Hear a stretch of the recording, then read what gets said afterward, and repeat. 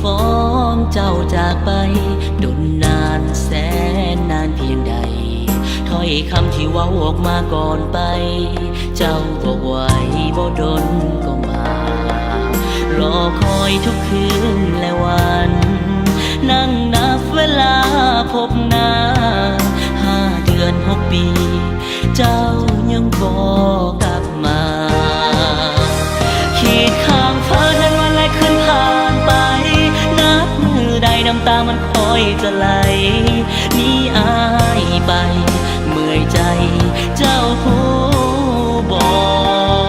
กขีดข้างฟ้าบ่หูมือใดดอกเจ้าจะย้อนคืนมาหัวมอนข้างกันเหมือนเดิ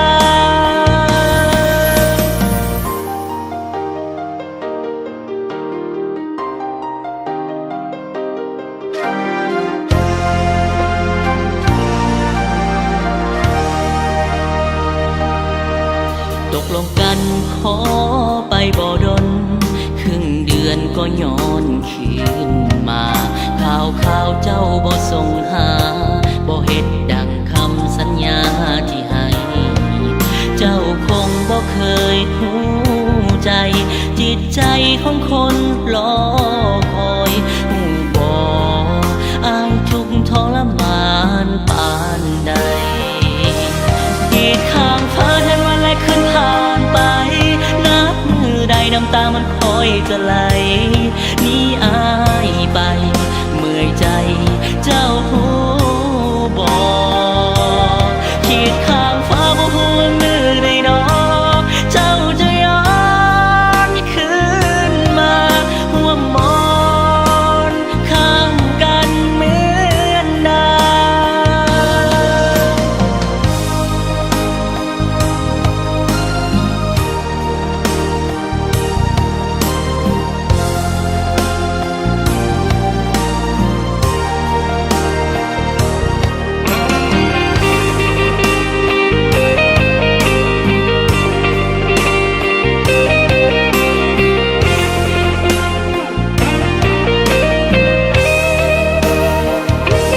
ขีดข้างฟ้าเดือนวันและคืนผ่านไป